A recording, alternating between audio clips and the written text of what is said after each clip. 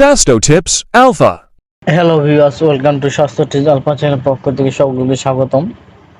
মানবকে সচল রাখার শক্তির প্রয়োজন রয়েছে, আর এই শক্তির যোগান দেয় খাবার। তাই অরুচি বা ক্ষুধামন্দা হলে প্রথমে বুঝতে হবে যে হজমের গোলযোগ দেখা দিয়েছে।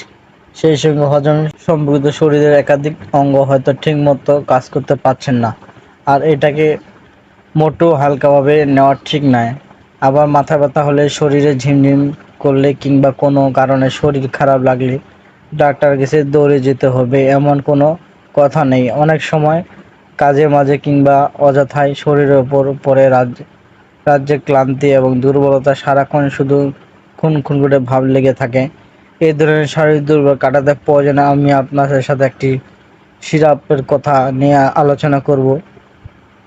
আজকে আমার যে সিরাপটা নিয়ে এসেছি সেটির নাম হচ্ছে অ্যাপিলিন সিরাপ। সাধারণত এই অ্যাপিলিন সিরাপটি হচ্ছে হৃদযন্ত্রের দুর্বলতা, মানসিক দুর্বলতা, লিভারের দুর্বলতা, এছাড়া ক্ষুধামন্দা, রক্ত স্বল্পতা এবং সাধারণ দুর্বলতার ক্ষেত্রে এই অ্যাপিলিন সিরাপটি কাজ করে থাকে।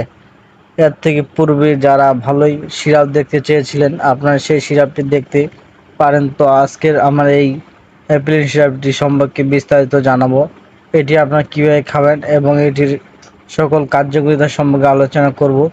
তবে এটি আলোচনা করার পূর্বে একটি ব্যাপার, যারা এখনও আমার চ্যানেলটি সাবস্ক্রাইব করেননি, যারা আমার চ্যানেল নতুন এসেছেন, তারা অবশ্যই চ্যানেলটি সাবস্ক্রাইব করবেন এবং পাশে থাকা বেল আইকনটি ক্লিক করে রাখবেন, যাতে করে আমি ভিডিও দেওয়ার সাথে আপনাকে নোটিফিকেশন চলে যায়। তো চলুন শুরু করা যাক। আমাদের দৈনন্দিন জীবনের কাজে চাপে আপনি কি প্রায় এটা সেটা ভুলে থাকেন, বা আপনার স্মৃতিশক্তি দুর্বল হতে পড়েছে পরিমাণত কিন্তু হতে পারে ভয়াবহ। সেক্ষেত্রে সকল প্রকার শারীরিক দুর্বল, ক্ষুধামন্দা, স্মরণশক্তি কমে যায়, এই সমস্যাগুলো থেকে মুক্তি পেলে জরুরি সতর্কতা নেওয়া প্রয়োজন।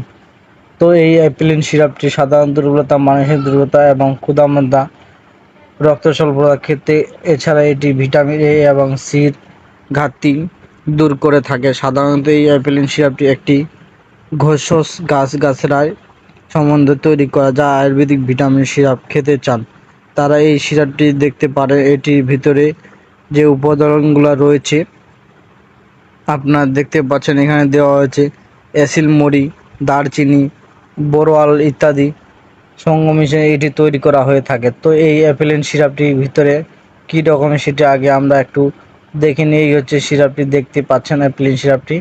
এখানে লেখা রয়েছে প্রধান অঙ্গসঙ্গের শক্তিবোধক, ক্ষুধাবোধক। অনেকে বলেন যে আপনারা খেতে পারেন না, ক্ষুধা আছে তারপরও খেতে পারেন না, শিশু সকল ক্ষেত্রে এই অ্যাপিলিন সিরাপটি কাজ করে খেতে পারেন। এটি সম্পূর্ণ ভেজাল মুক্ত এবং এই সিরাপটি সম্পূর্ণ গাছগাছার তৈরি একটি সিরাপ।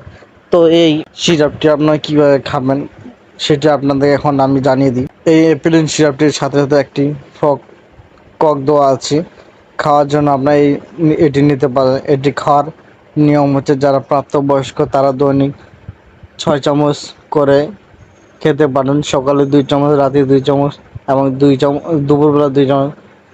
বলতেছি যারা প্রাপ্তবয়স্ক তারা দৈনিক 6 চামচ করে রোজ খেতে পারবেন, আপনারা খেতে পারবেন। এবং যারা অপ্রাপ্তবয়স্ক রয়েছেন তারা 2 চামচ করে দিনে 2 বার খেতে পারবেন।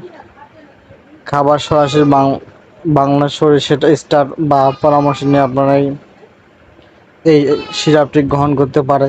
তো এই সিরাপ যেহেতু সেই উৎস উপাদান তৈরি, সেক্ষেত্রে এই সিরাপটির কোনো পার্শ্বক্রিয়া পরিকল্পিত হয়নি এবং গর্ভকালীন অবস্থায় বা শিশুদের ব্যবহারের ক্ষেত্রে এই অ্যাপিলিন সিরাপটি আপনারা যে কোনো রেজিস্টার্ড ডাক্তারের পরামর্শ নিয়ে খাওয়ার চেষ্টা করবে।